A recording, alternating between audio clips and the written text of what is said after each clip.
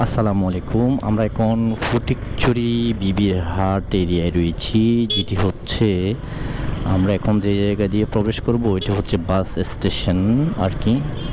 এর পাশেও একটি কৃষ্ণচূড়া গাছ দেখা যাচ্ছে এবং সামনে বড় বড় বিল্ডিং, দালান, বাজার অবস্থিত। আজ 2026 সালের 10 মে। ফটিকছড়ি বিবির হাটের আমরা এদিক দিয়ে একটু যাই, আপনাদেরকে এই দৃশ্যগুলো একটি দেখাই।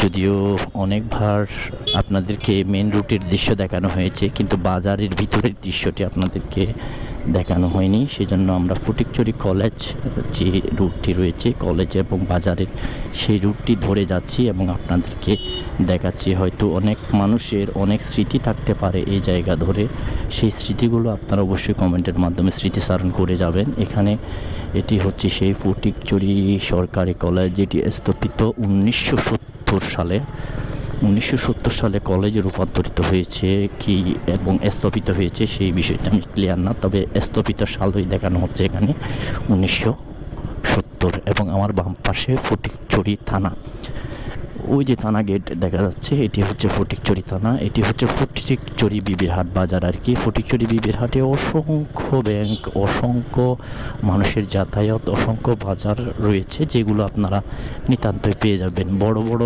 মার্কেট রয়েছে এখানে। এখানে একটি রয়েছে যেটি ফটিক প্লাজা,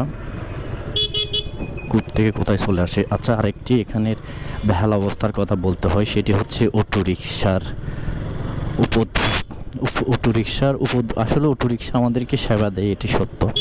এটির মাধ্যমে অনেক মানুষের জীবন নির্বাহ হয়, সেটি অবশ্যই সত্য, দিবালোকের মতো সত্য, সেটি আপনি অস্বীকার করার কোনো অবকাশ নেই। কিন্তু এগুলো যত্রতত্র রাখার কারণে, কোনো পার্কিং না থাকার কারণে এই জায়গায় একটি সমস্যা তৈরি হয়, সেটি হচ্ছে বিশাল যানজট। আজকে যেহেতু শনিবার, কোনো বাজার নয়, সেজন্য যানজট একটু কম।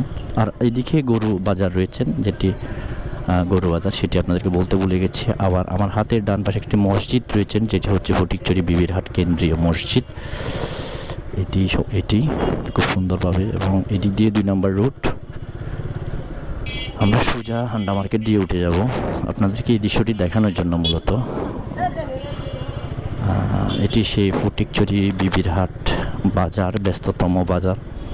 এই ফটিকছড়ি বিবির হাট বাজারের অনেক স্মৃতি, অনেক দৃশ্য হয়তো আপনাদের থাকতে পারে, যেটি আমরা গত একটি ভিডিও দিয়েছিলাম। সেই ভিডিওর মাধ্যমে আমরা দেখতে পেরেছি এই জায়গার আবেগ, স্মৃতিগুলো মানুষের বেশ জড়িয়ে রাখে। অনেক মানুষ কমেন্ট করেছেন, ছোটোবেলায় এই বাজারে এসেছি। অনেক মানুষ আসলে বাজারের আরও ভিডিও দেখতে চেয়েছিলেন, তখন আসলে যেহেতু ফুল ভিডিও করিনি, সেজন্য ভিডিওটি দেওয়া হয়নি। এখন কোন দিক দিয়ে যাব? আচ্ছা, ডান পাশ দিয়ে চলে যাই। এটি হচ্ছে 1 নম্বর রুট। যদিও আমার যাওয়ার কথা ছিল সোজা, কিন্তু এখানে গাড়ির হজবরল অবস্থার কারণে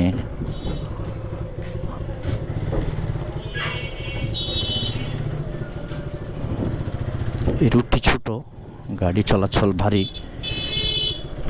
কারণ এই রুটটি হচ্ছে বিকল্প রাস্তা আর কি মেন রুটে ওঠার।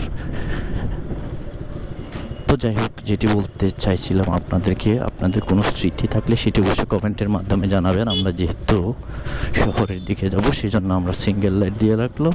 এই জায়গায় একটু সতর্কতার সাথে যেতে হয়। এই জায়গায় অনেকগুলো দুর্ঘটনার ইতিহাস সাক্ষী আছে।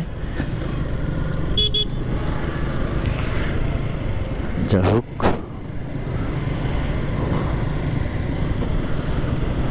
হোক, ফটিকছড়ির এই দৃশ্যটি আপনাদেরকে দেখিয়েছিলাম, বিবির হাট বাজারের মেইন বাজারের দৃশ্য।